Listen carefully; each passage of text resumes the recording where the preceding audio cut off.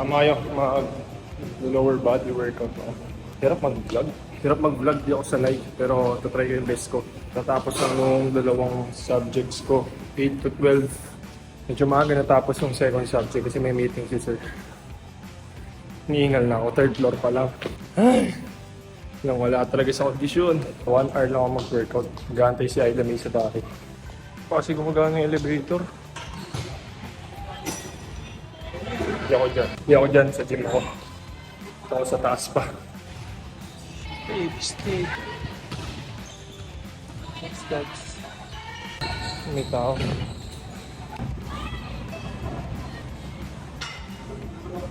Ito lang pala ako gano'n tumataba eh. Yun guys, nagbihis na rin ako agad. Nagpalit lang ako ng shorts. And yung shoes na dala ko sana yung gagamitin ko. Kaso that shoes naman pala yung gamit ko. Kaya yun na lang din, mas okay siya pang workout. Lalo na magle-leg training ako ngayon. Yun, recta dynamic stretching. Yan, gayahin nyo na lang. And kailangan lang talaga ma-feel nyo na active na yung every muscles sa legs nyo. Ready ko lang siya sa mga movements na gagawin ko sa mga workouts. Yan. Huwag nyo kakalimutan to, napakahalaga nito para makaiwas kayo sa injury saka ma-maximize nyo yung strength nyo sa pagtitraining. Ayun, nag-set lang ako ng stopwatch, tapos rekta na ako sa first workout, wall sits for 1 minute, 3 sets to. Ayan, humuni-muni muna ako ba nagpapahinga, another 1 minute. Then yung second set, dinagdagan ko na ng 50 pounds na plate, 1 minute pa rin, then rest. Tapos tinatry ko dito yung strength ng right knee ko, yung may injury. Then medyo ginanahan ako, ginawa kong 100 pounds yung added weight dun sa wall sit.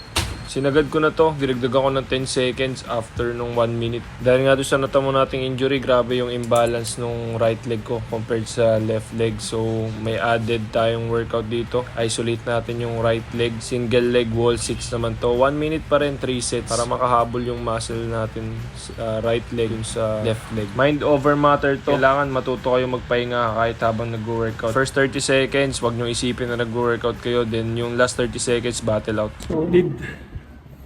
First 2 workouts pa lang, okay na, pwede na umuwi.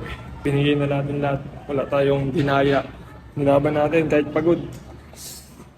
Solid, solid na eh.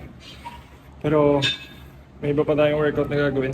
Napasarap yung workout, nakalimutan ko mag-video, nakalimutan ko mag-vlog. Pero ito, pakita ko yung ginawa ko. Ito lang naman ako sa leg press. Itong dalawang plate na abutan ko na dito, nakakabit. So, first set ko yun, warm up, 50 yata to, then ito is 35. So, 85 plus 85, 170 pounds warm ups. Tapos, dinagdagan ko ng 50-50. Second set to, tapos ito third set. So, 185 pounds, bali, 370. Dalawa, 370 pounds. And yung first workout, naka-close fit. Then, second workout, naka-squats position na talaga. Wide. Tapos 3 sets. 3 sets of 15. Kayo na mamili, 8, 10, 12, 15 reps. Kaya bahala pa sa 3 sets. Ito yung kagandahan ng may mga gym equipment. Mas mapapabilis yung pagte-training mo. Kasi kung sa bahay lang, tapos bodyweight squats, mga 50 to 100 squats pa yung gagawin ko, tapos 3 sets. At least dito, 15-15 lang, tapos heavyweight. Third set na to, kaya sa first 5 reps pa lang, naramdaman ko na yung bigat. Ngayon yung 10, kaya pa naman. Tapos yung 15 talaga yung pinaka-solid. Kailangan naka-focus na. Ina-enjoy ko na yung bigat. Kasi last set na yun. Done, third set. And next to siguro calf raises. Ito, meron din silang machine. Yan. Pag bodyweight, 30 calf raises, ginagawa ko 3 sets. Tibialis raise na rin yan sa alitan. Ewan ko kung ilang magagawa ko dito sa weight na nakalagay.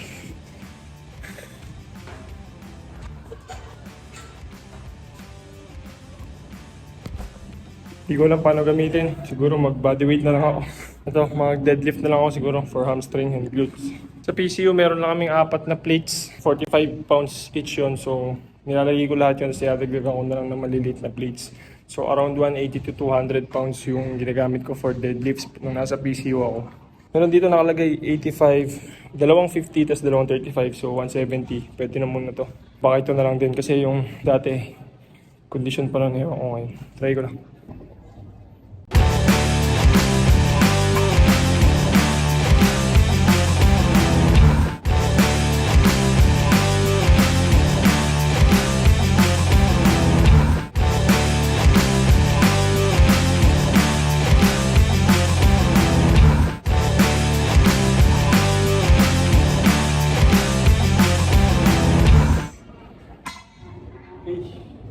Done. First set, 8 reps. Yung 180 to 200 pounds na binubuhat ko sa PCO, 8 reps lang din. Ito, first set, 8 reps. Okay na rin. As fourth workout natin, medyo pagod na rin. Boss walks!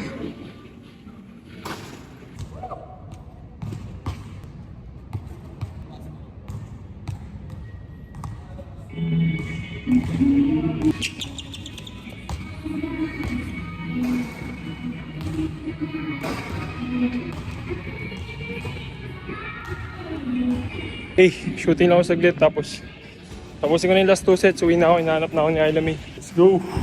Let's go, last 2.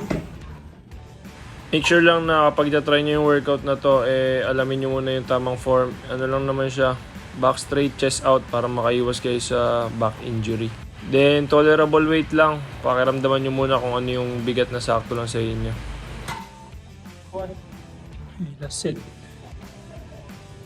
Observe nyo na lang yung likod ko habang binababa ko yung weight. Ayan, naka-straight lang siya palagi. Hindi siya nag-curve para maiwasang mapunta yung pressure sa spine. Hindi na pala ako makapag-hamstring curls. And yun lang, sabi ko nga, yung wall sit pa lang, parang solved na ako eh. At least nagawa pa tayo na ibang workouts. Natapos ko hanggang third set, tapos yun, pump check.